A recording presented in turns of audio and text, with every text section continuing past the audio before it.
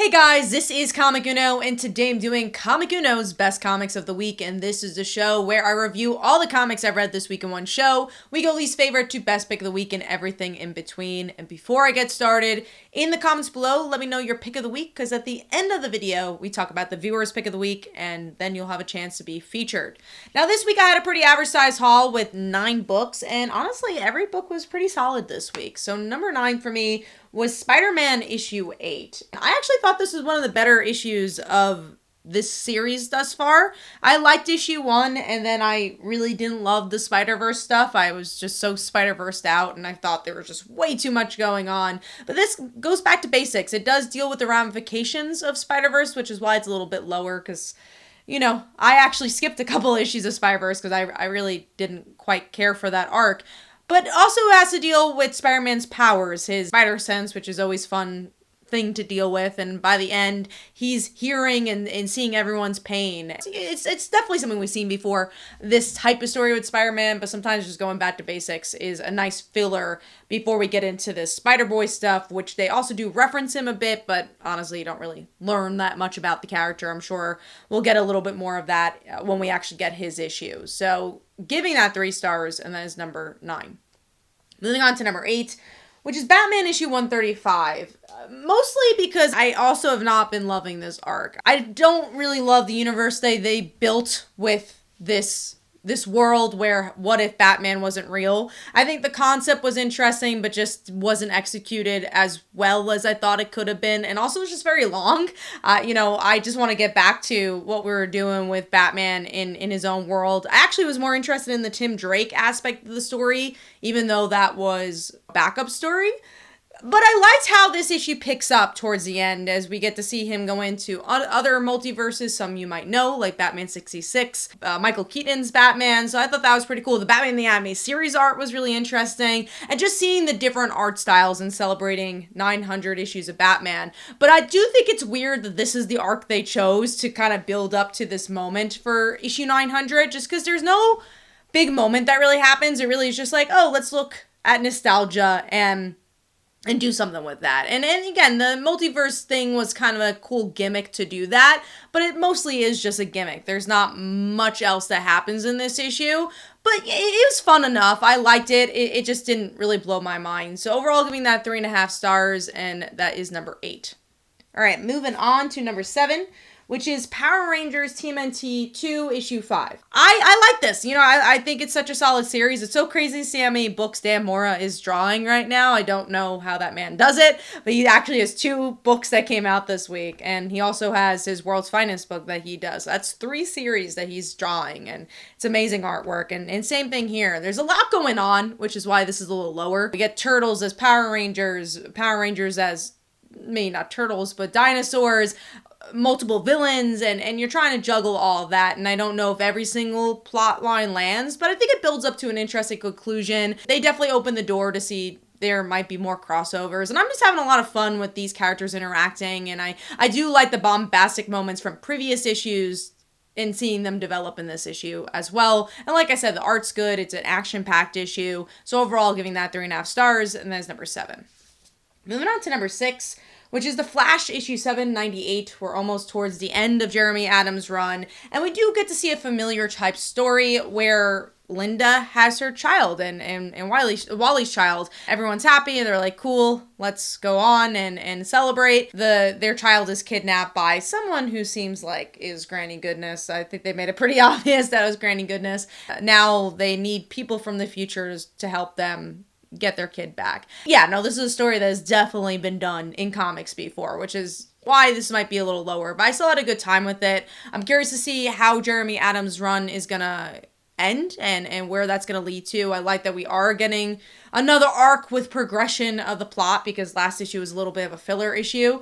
And yeah, no, I enjoyed that aspect of the issue. There is a lot of different artists on this, though. That's also why it's a little lower. I do like when books have one consistent artist, and this had 3 different artists and kind of filler artists as well. So I'd rather have a book a little delayed than having 3 different artists on one book. So unless it has to do with the story. This time you could just kind of tell it was just for time restraint and scheduling. So giving that 3.5 stars, and that is number 6. Moving on to number 5, you're going to see a lot of these books are 3.5 stars because there's just a lot of good, solid books this week. So number 5 is Radiant Black, and yes, I gave this 3.5 stars, and that's issue 24. So we're one more issue to 25. I'm curious. They definitely seem like they're building towards something big, and I will say it kind of had a slower start because they go into the world of the massive, or I don't think it's like Extinction or something with an E, and they go into the world of the Radiant Black, and we get to see them kind of deal with their own personal demons, and by the end things start to really pick up where they have to tell each other the truth of what's going on. And I really liked this ending where we get to see a QR code in the end, and you get to decide who Radiant Black is. I voted for, actually, Nathan. That's who I voted for. Let me know in the comments below who you voted for. Was it Nathan or Marshall? And I thought that was cool. You're literally seeing how the story progresses, and I guess maybe they did a Jason Todd thing where they wrote maybe one issue where the other Radiant Black is the Radiant Black, and I don't know. I'm curious with the indie comic how they structure that, because again, Jason Todd, they were able to say, okay, if he died, this is where we're gonna go. If he didn't die, this is where they're gonna go. But I feel like with indie comics, you have to work so ahead of schedule, and I feel like it's gonna change your story a lot depending on who your Radiant Black is. So I'm just curious to see how their scheduling is gonna change with the regard of us choosing the Radiant Black. But I thought that was really cool and just really outside the box, and that's what I love about the Radiant universe in general, is that it's rethinking of comics and showcasing really awesome entrepreneurial themes and attitudes to the comic book industry in general. So I thought that was really cool. Artwork was also really good as well. We get to see a lot of negative space because it has to do literally with negative space, and there's a lot of great colors, and I think it just worked really well for this one. So overall, giving that 3.5 stars, and that is number 5. Moving on to number 4, which is Peacemaker Tries Hard, issue 1. I'm a big fan of the Peacemaker television show. This, I think, brings enough from the television show without being a carbon copy of it, where the humor is definitely a big element. And honestly, I definitely chuckled a good amount of times here, where no one likes Peacemaker, not even the Suicide Squad wants to work with him. Now he's just trying to find his place in the world, and he might end up teaming up with another villain. The artwork's really good and conveys that comedic timing very well. I don't know if the plot blows my mind. There's not much of a plot here, but I'm just having a good time with Peacemaker as a whole and his character. I do miss some of the supporting characters from the show, but I'm also glad they're doing their own thing for the comics and maybe playing a little bit more towards the comic version of the character. I haven't read much of the comic version of the character to tell you that, but I thought it was a pretty solid issue. So giving that 3.5 stars, and that is number 4. Moving on to number 3, which is Cult of Carnage Misery, issue 1. So the title of this video, The Origins of Liz Allan Becoming Misery, which literally that's what this issue is. If you thought she's going to be Misery in the first couple of pages, she's not. It's very much, let's explain who Liz Allan is. You might not know who she is. Let's see how she's involved with Carnages and the Green Goblin, and then she becomes Misery.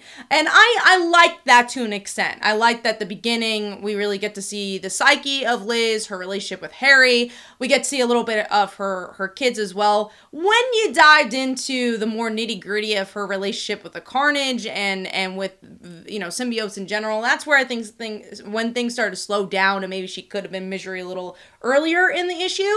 But I liked, obviously, where the cliffhanger is going to go, because she is Misery, and I'm curious to see how that's going to change her character, what she's going to do with it. Is she a villain? Is she a hero? Is she something in between? There's a lot of different directions you could go with this, and overall, I liked it. I thought it was a solid issue, and I have always wanted Liz Allan to kind of do something. She has so many connections to SpiderMan, now to symbiotes, and obviously Green Goblin as well. So giving that 4 stars, and that is number 3.